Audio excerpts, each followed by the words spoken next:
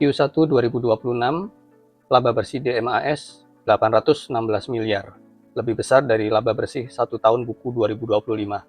Yang juga mengagumkan, utangnya saat ini nol, benar-benar nol.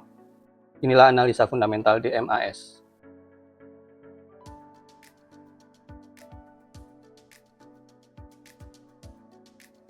Selamat datang di Investasi Merangkak.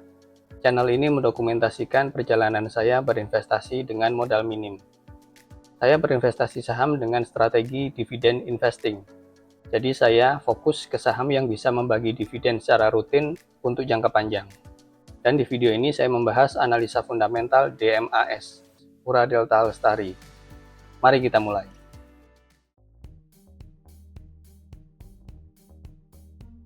PT Pura Delta Lestari Tbk adalah pengembang kawasan terintegrasi bernama Kota Delta Mas, berlokasi di Cikarang, Jawa Barat, sebuah kota industri mandiri yang menggabungkan kawasan industri, komersil, dan residensial dalam satu ekosistem. Pura Delta Lestari listing di BII sejak 29 Mei 2015 dengan kode saham DMAS.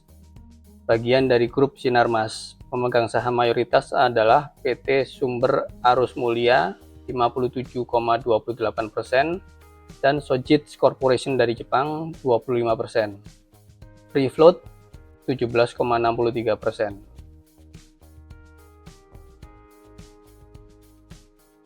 Sebagai developer, pendapatan DMAS berfluktuasi setiap tahun dipengaruhi oleh penjualan lahan. Tapi net profit margin-nya selalu tinggi.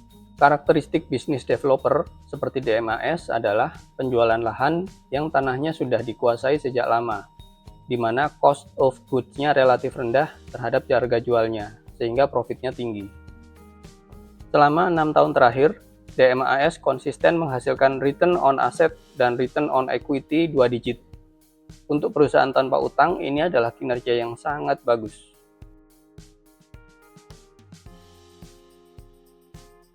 DMAS saat ini tidak memiliki utang, benar-benar nol.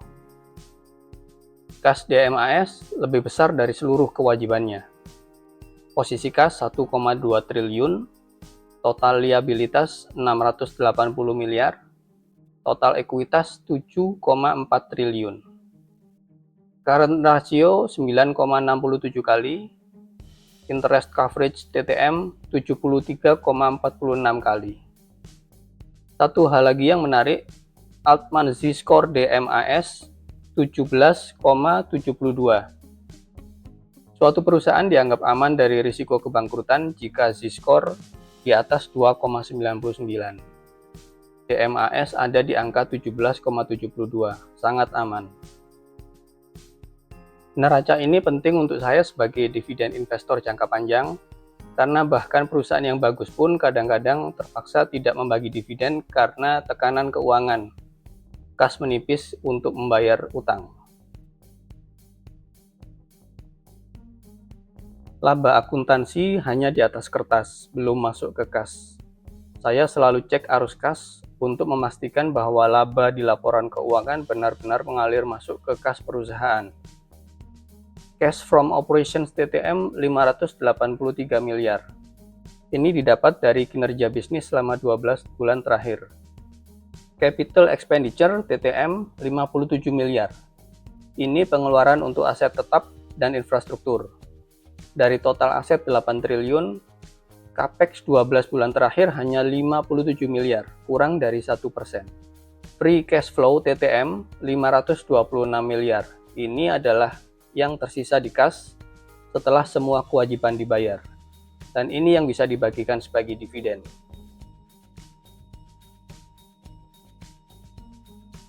Price to earning ratio TTM 5,95. Price to book value 1,01. Untuk perusahaan dengan ROE tahunan 2 digit, ini termasuk murah. Enterprise multiple, EV dibagi EBITDA 5,48. Dari rasio ini, DMAS tergolong undervalue, melihat profitabilitasnya.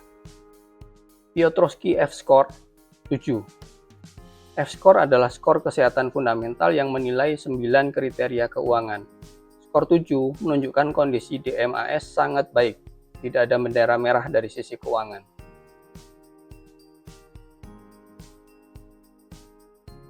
Bagian yang paling penting untuk saya adalah apakah DMAS konsisten membagi dividen. Sejak IPO, DMAS selalu membagi dividen ke pemegang saham setiap tahun. Ini besaran dividen yang dibagi DMAS dalam 6 tahun terakhir. Dividen DMAS memang tidak merata setiap tahun. Ini karena pendapatan DMAS bergantung pada penjualan kafling industri. Tapi DMAS konsisten membagi dividen setiap tahun. Bahkan di puncak masa pandemi di tahun 2020 sampai 2021, ketika banyak perusahaan lain tidak membagi dividen, DMAS justru membagi dividen terbesar mereka.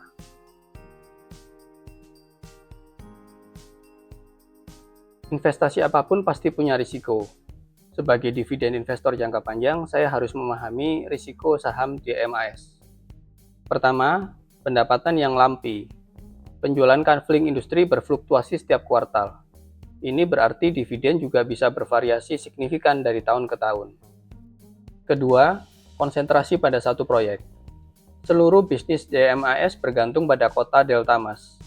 Jika ada masalah serius di proyek ini, entah dari sisi regulasi, bencana, atau pergeseran industri, tidak ada diversifikasi yang bisa meredam dampaknya. Jadi, dengan semua analisa ini, apakah DMAS bagus untuk dividen investing saya? Untuk saat ini jawaban saya iya, dan inilah alasannya. Pertama, rekam jejak dividen sudah terbukti.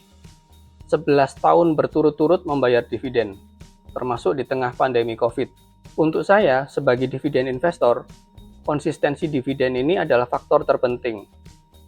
DMAS sudah membuktikan komitmennya membayar dividen selama 1 dekade, sehingga memiliki probabilitas yang tinggi untuk terus melanjutkannya. Kedua, fondasi keuangan yang sangat meyakinkan. 0 utang, net cash 1,2 triliun. Ini adalah margin of safety yang sangat tebal untuk investor jangka panjang. Ketiga, bisnis yang relevan secara struktural. Cikarang adalah salah satu kawasan industri terpenting di Indonesia. DMAS dengan infrastruktur yang sudah terbangun dan ekosistem industri yang matang, berada di posisi yang bagus untuk terus membangun bisnisnya hingga puluhan tahun mendatang.